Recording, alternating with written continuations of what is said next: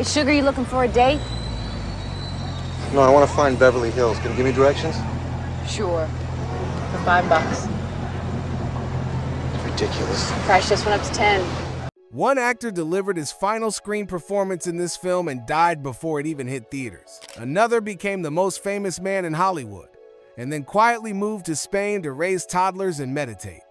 And you know what's even crazier? Pretty Woman was never supposed to be a love story at all. The original screenplay was called 3000, a dark, gritty drama about a desperate woman on the streets of Los Angeles. But after Hollywood transformed it into a fairy tale, it made $463 million on a $14 million budget and turned a two-year-old from Georgia into the biggest movie star on the planet. But with that kind of fame came pressure, loss, heartbreak, and lives that unfolded in ways nobody on that set could have predicted. Here's what really happened to the faces you fell in love with in 1990. Before the big hats and the champagne and Julia Roberts' unforgettable walk into the boutique on Rodeo Drive, there was Elizabeth Stuckey. Amy Yasbeck played her as the perfectly polished, effortlessly condescending wife at the polo match, the woman who made you feel every sting of what Vivian was up against. She was sharp, funny, and absolutely sold every moment of upper-class disdain. But there is more, because after Pretty Woman, Amy Yasbeck's career genuinely blossomed. She joined the cast of the beloved sitcom Wings. She appeared in Robin Hood Men in Tights. She had a real career, and she was building something solid. But suddenly, something happened because in 2003, her husband, Three's Company star John Ritter, collapsed on the set of his sitcom 8 Simple Rules and died of an aortic dissection just hours later. To report to you on the sudden and unexpected death last night of television actor John Ritter at the age of 54. Ritter's sudden death was blamed on a heart condition that is hard to detect, but not as rare as you might think. He was 54. Their son, Noah, was starting his first week of preschool that day. It was Noah's 5th birthday. John Ritter died on his own son's birthday. In the years that followed, Amy Yasbeck channeled her grief into purpose. She founded the John Ritter Foundation for Aortic Health, which has helped save lives by raising awareness of the condition that killed her husband. She has acted only sparingly since. In 2026, Amy Yasbeck is 62 years old. The role she's played most fiercely since Pretty Woman isn't on any screen. It's the one she plays every day. Elizabeth Stuckey was a woman who had everything and felt nothing. Amy Yasbeck turned out to be a woman who lost everything and chose to turn it into something that matters.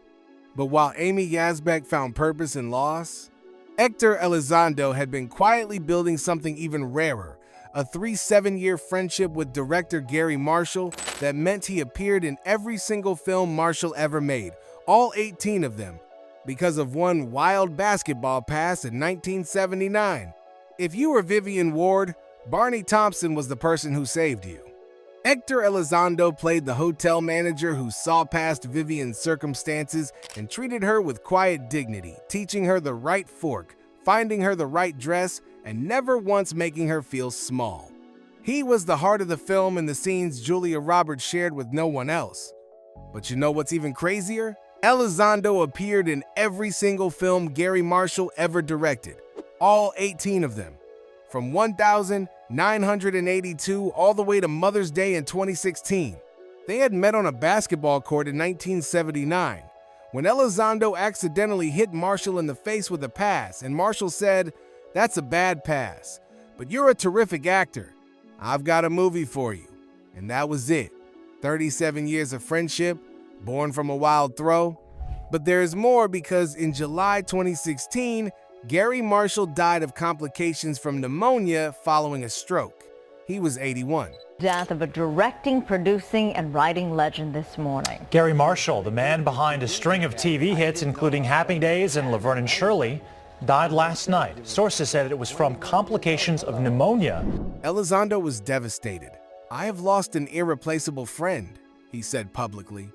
"Gary made a cold room warm and a hot room cool. I will miss him." In 2026, Héctor Elizondo is 88 years old. He has been married to the same woman, Carolee Campbell, for over 56 years. He remains one of the most respected character actors of his generation. Barney Thompson was the man behind the curtain who made the fairy tale possible. Héctor Elizondo turned out to be exactly that person in real life, the quiet, loyal constant who showed up for everyone every time. But not everyone in Pretty Woman stayed quiet and loyal, because Jason Alexander played Edward's sleazy lawyer in this film, then spent the next decade as George Costanza, and then spent the decade after that fighting to convince Hollywood he was someone other than George Costanza. He was Edward Lewis's shark of a lawyer, slick, entitled, and deeply unpleasant. Jason Alexander played Philip Stuckey with such committed nastiness that you genuinely wanted him to get what was coming to him. He was 30 years old when Pretty Woman came out, and he delivered. But here's where it gets really interesting, because the very next year, Jason Alexander was cast as George Costanza in Seinfeld, and everything changed.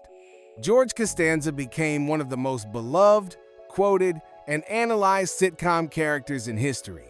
Alexander played him with such specificity, the insecurity, the bluster, the spectacular failures that audiences couldn't separate the actor from the character. But that's not all, because being George Costanza came with a cost. After Seinfeld ended in 1998, Alexander struggled for years to escape the shadow of a character he had played for nearly a decade. Pilots got passed over, films didn't connect, the world had decided who he was, and Hollywood wasn't interested in changing that answer. But this was just the start of a quieter, more interesting chapter. Alexander returned to the stage Broadway, regional theater. He became a vocal coach, a magic enthusiast, and one of the most candid voices in Hollywood about what it really feels like to be typecast. In 2026, Jason Alexander is 66 years old, still working, still performing. Still George Costanza to anyone who passes him on the street. Philip Stuckey was a man who believed his money made him untouchable. Jason Alexander turned out to be someone who spent decades learning that fame and identity are a lot harder to manage than anyone tells you when you're 30 and suddenly everywhere. But Jason Alexander's struggle with the defining role is nothing compared to what Laura San Giacomo quietly carried with her, because her son Mason was born prematurely in 1993 and diagnosed with cerebral palsy, and she has spent every year since choosing that reality over every glittering distraction. She was the other woman in this story, not the villain, not the love interest Kit DeLuca, Vivian's best friend and the person who kept her grounded when the fairy tale started pulling her somewhere else. Laura San Giacomo played her with heat and humor and real heart, and her goodbye scene with Julia Roberts at the end of the film is the one most people forget but quietly feels like the truest moment in the whole movie. But you know what's even crazier? Laura San Giacomo was largely unknown before Pretty Woman. The film made her. Within 7 years, she had her own sitcom, Just Shoot Me. Ran from 1997 to 2003 and made her a household name in a completely different register. But there is more, because in 1993, Laura San Giacomo's son Mason was born prematurely and diagnosed with spastic quadriplegia, a form of cerebral palsy. She has spoken with rare candor about raising him, about the challenges and the love, about how it quietly restructured everything she understood about what mattered. She and her husband, actor Matt Adler, have stood by Mason through decades of care. In 2026, Laura San Giacomo is 62 years old. She continues to act, appearing in guest roles in independent projects. She has never made her son's story a press cycle. It is simply her life. Kit DeLuca was the friend who stayed real when everything else went cinematic. Laura San Giacomo turned out to be exactly that, a woman who chose the real thing over everything that glittered. But if Laura San Giacomo chose quiet, Richard Gere did the opposite, because after becoming the most coveted leading man in Hollywood, he converted to Tibetan Buddhism, got banned from the Academy Awards for speaking his mind, and eventually walked away from America entirely to raise babies on a beach in Spain. He was every woman's fantasy and every man's envy. Richard Gere played Edward Lewis, the cold, powerful, emotionally unavailable billionaire who gets thawed out by the one person his money couldn't buy. And he was already a major star when Pretty Woman came out. American Gigolo, an officer and a gentleman.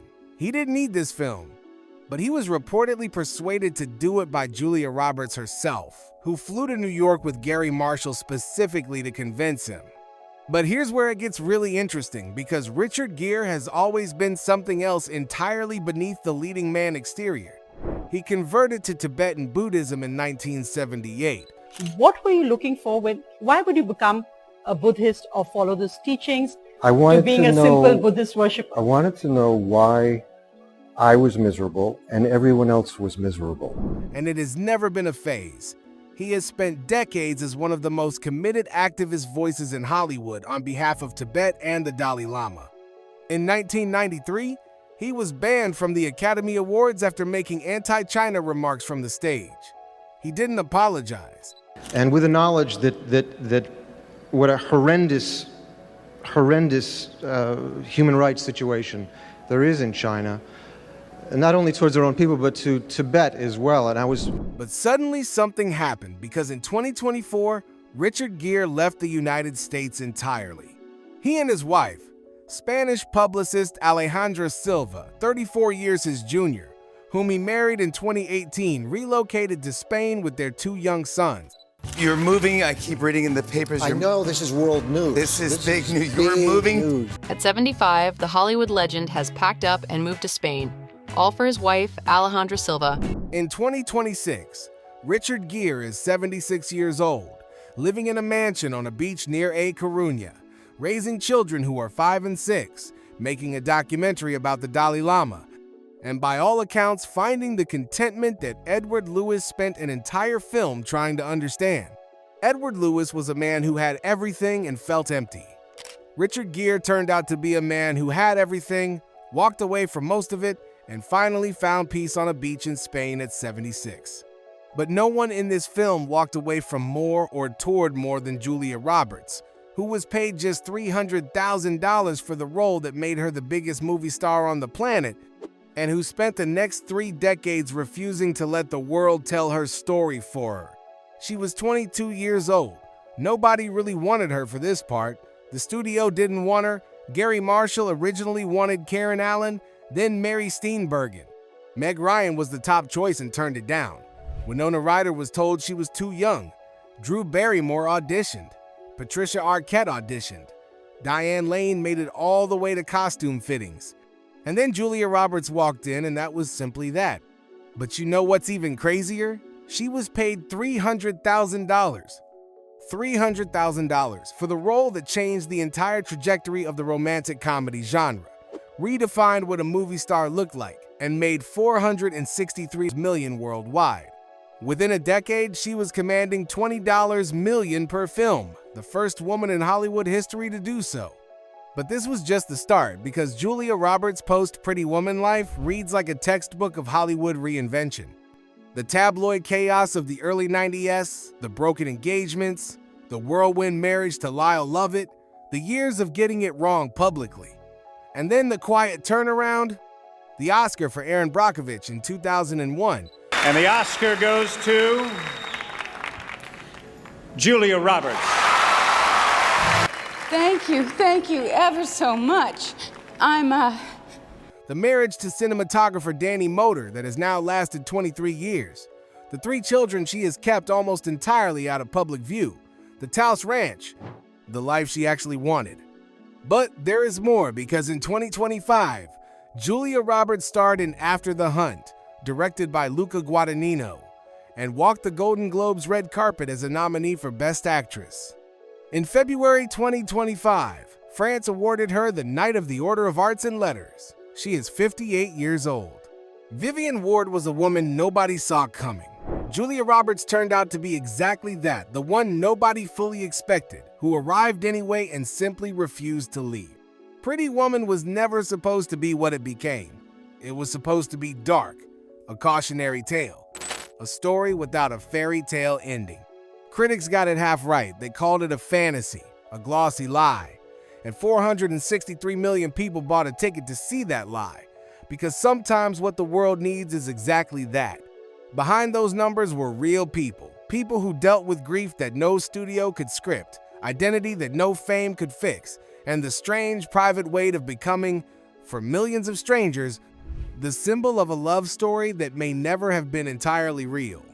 Some of them thrived. Some went quiet, and one of them simply packed up everything, moved to a beach in Spain, and let the world wonder what happened to Edward Lewis. There is only one original Pretty Woman, And now you know what the people who made it actually lived through once the camera stopped rolling.